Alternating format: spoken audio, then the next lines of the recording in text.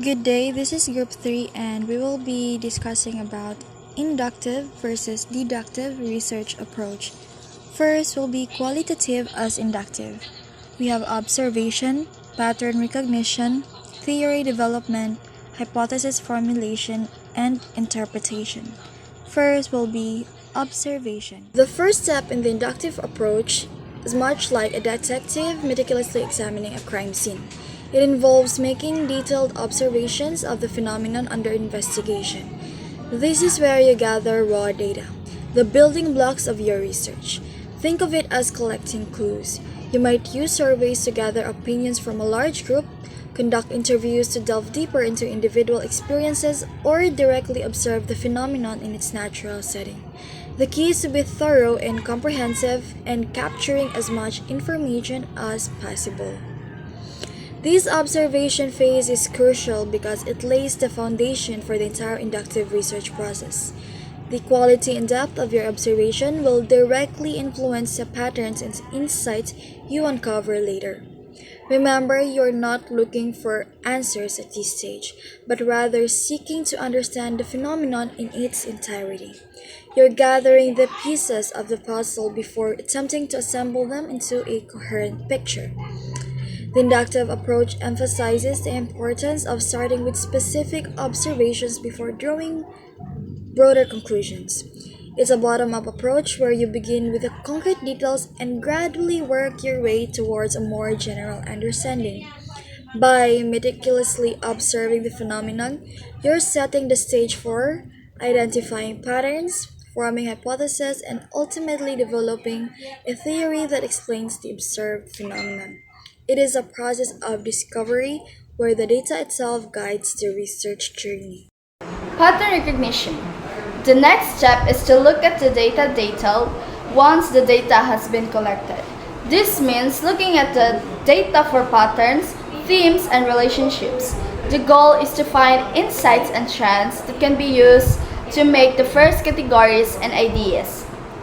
After meticulously gathering your data, the next step in the inductive approach is to dive deep into the details, much like detectives sifting through evidence. You are not just looking at the data passively, you are actively searching for patterns, themes, and relationships that emerge for the information you have collected.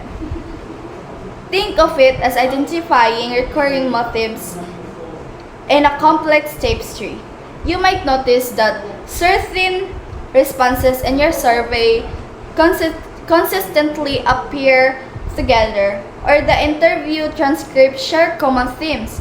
This is where you start to see the forest for the trees. The goal for this pattern recognition step is to unearth insights and threads that can be used to form initial categories and ideas. These insights are the building blocks of your inductive reasoning. You are not trying to prove pre-existing hypotheses. Instead, you are letting the data guide you towards potential explanations. The pattern you discover will help you formulate initial hypotheses, which you can then test further in subsequent stages of the research process. These steps requires a combination of analytical skills and a bit creativity. You need to be able to identify meaningful patterns within the data, but also you need to be open to unexpected connections and insights. It is a process of exploring and discovery, where you are constantly looking for new ways to understand the phenomenon you are studying. The more patterns you uncover, the more robust your initial categories and ideas will be, setting the stage for a more insightful and comprehensive skills. In the theory development stage of inductive research, the researchers transitions from simply observing and analyzing patterns to actively constructing a framework for understanding the phenomenon under the study. This involves taking insights gleaned from the data and organizing them into meaningful categories or concepts. Think of it like a sorting connection of puzzle pieces into groups made of shapes and colors, preparing them for assembly into larger pictures. The process of categorizing data involves identifying commonalities and differences among the observed patterns and themes. The researchers might group similar responses from survey, identify recurring themes in interview transcript, or observe consistent behavior in observed setting. The categories become the building blocks of the conceptual framework, providing the structure for understanding the phenomenon in more organized and systematic way. The development of initial categories and concepts is a crucial step in the inductive process. It allows the researcher to move beyond simply describing the phenomenon to explaining it. By creating the framework for understanding the data, the researchers can begin to formulate hypotheses among the underlying causes of mechanisms at play. This framework will serve as a foundation for further research, guiding the researcher in identifying the new questions, refining existing hypotheses, and ultimately developing a comprehensive theory. Hypothesis formulation. Derive a testable hypothesis from the theory predicting a specific relationship between variables. Explanation. The hypothesis formulation stage in inductive research is where you transition from broad observation and categorize data to a specific testable prediction about the relationship between variables. Imagine you notice a pattern in your data suggesting that people who regularly engage in physical activity tend to have lower stress level. The observation, coupled with your understanding of phenomenon, allows you to formulate a hypothesis. A testable hypothesis will take this observation and translate into a specific prediction.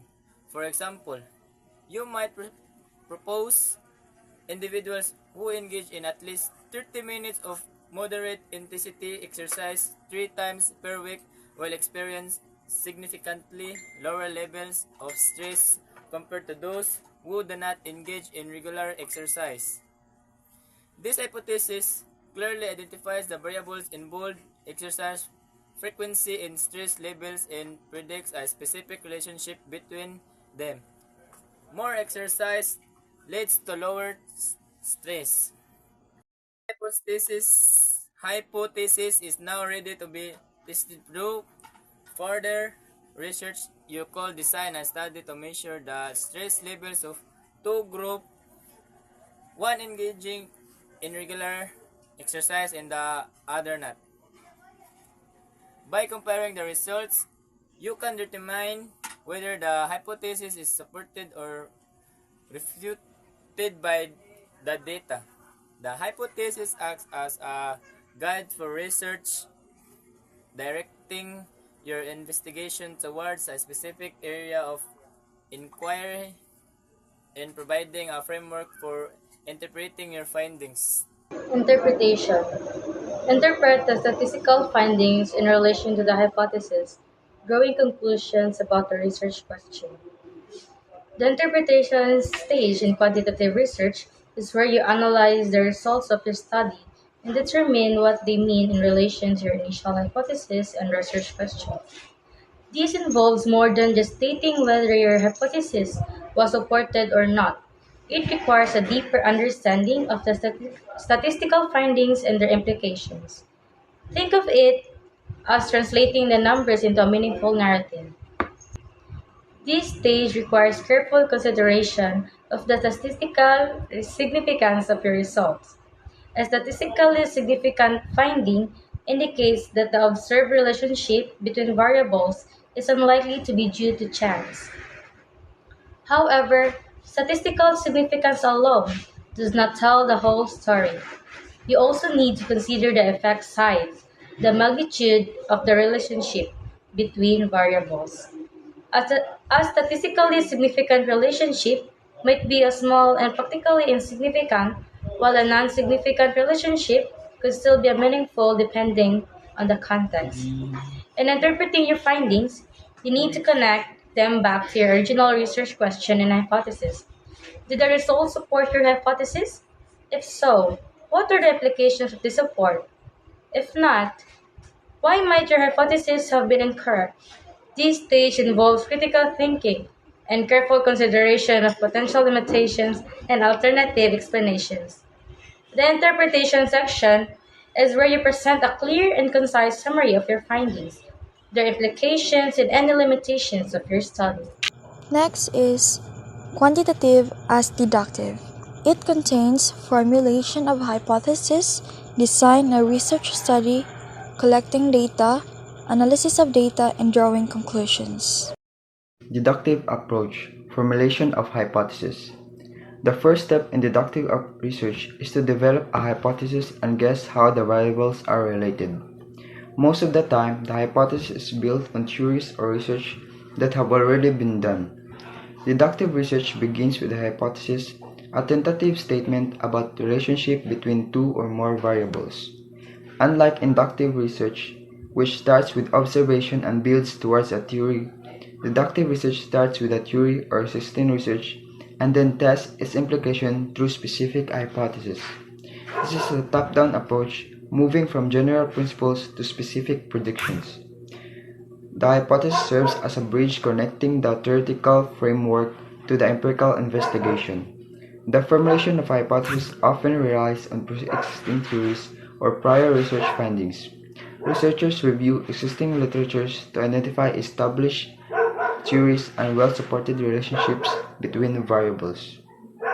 They then use this knowledge to formulate a specific testable hypothesis that predicts how the variables will relate within the context of their study. This process ensures that the research is grounded in existing knowledge and contributes to the broader body of scientific understanding. A well-formulated hypothesis is clear, concise, and testable. It should specify the variables involved and the expected relationship between them. For example, a hypothesis might state increased exposure to violent video games is associated with increased aggression in adolescents. This hypothesis clearly identifies the variables video game exposure and aggression and proposes a specific relationship, positive association. The clarity and testability of the hypothesis are crucial for designing a rigorous and meaningful study. Design of a research study. The next step is designing a research study to test the hypothesis. This means choosing a research method, figuring out what needs to be measured, and figuring out how to collect and look at the data. Once a testable hypothesis has been formulated in the deductive research, the next crucial step is the meticulous design of a research study to rigorously test the hypothesis. This involves several key decisions that will directly impact the validity and reliability of the findings. The researcher must carefully choose a research method appropriate for testing the specific hypothesis. Different research methods such as experiments, surveys, or observational studies have different strengths and weaknesses, and the choice will depend on factors like the nature of variables, the feasibility of manipulating variables, and resources available. A key component of research design is operationalization, defining how the variables will be measured. For example, if a hypothesis concerns aggression, the researcher must define precisely what constitutes aggression in the context of the study and select reliable and valid measures to assess it. This might involve using standardized questionnaires, behavioral observations, or physiological measures. Similarly, the independent variable, example, exposure to violent video games, must be clearly defined and measured in a way that allows for accurate assessment of its effect on the dependent variable. Finally, the research design must detail how data will be collected and analyzed. This includes specifying the specific size, the sampling method, the data collection procedures, and the statistical techniques that will be used to analyze the data. A well-designed study ensures that the data collected are relevant to the hypothesis, reliable, and amendable to rigorous statistical analysis. Careful planning at this stage is essential for ensuring that the research provides a valid and reliable test of hypothesis. Once the research design is set, different methods such as surveys, experiments, or observational studies are used to gather data. Usually, a standard protocol is used to collect the data to ensure it is correct and consistent. Explanation. With the research designs finalized, the next phase in deductive research is data collection. This involves systematically gathering information relevant to the hypothesis using the chosen research methods. The methods employed will vary depending on the nature of the study, but common approaches include surveys, questionnaires, or interviews, experiments, manipulating variables, and measuring outcomes, and observational studies systematically observing and recording behavior. The choice of method is crucial as it directly impacts the type and quality of the data obtained. A critical aspect of data collected is adherence to a standardized protocol. This ensures consistency and minimizes bias in the data. A standardized protocol provides clear guidelines for a researcher on how to administer surveys, conduct experiments, or make observations. This consistency is vital for ensuring that the data collected are reliable and comparable across participants of observations. Deviations from the protocol can introduce errors and confound the results, making it difficult to draw valid conclusions. The data collection during the phase are the raw material for the subsequent analysis. The accuracy and reliability of the data are paramount. Any flaws in the data collection process can compromise the entire research project. Therefore, researchers must pay close attention to detail, carefully follow the established protocol, and take steps to minimize potential sources of error or bias. The quality of the data determines the strength and validity of the conclusion that can be drawn from the study. One data originally complete exactly research the next critical step in the data analysis. This involves systematically examining the origin data collected, whether they support the review the initial hypothesis. This is not a subjective interpretation, rather it relies on the review statistical methods to identify the pattern relationship between the variables the goal is to determine if the objective data are consistent with the prediction made by the hypothesis. Drawing conclusions. The last step is drawing conclusions from the analysis of the data. If the hypothesis is supported, it can be used to make generalizations about the population being studied. If the hypothesis is wrong, the researcher may need to develop a new one and start the process again. The final step in deductive research is drawing conclusions based on the analysis of the collected data. This is where the researcher interprets the statistical findings and determines whether they support or refute the initial hypothesis.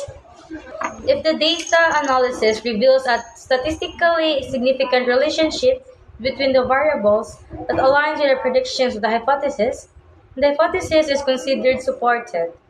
This means that the evidence gathered from the study provides credence to the proposed relationship between the variables.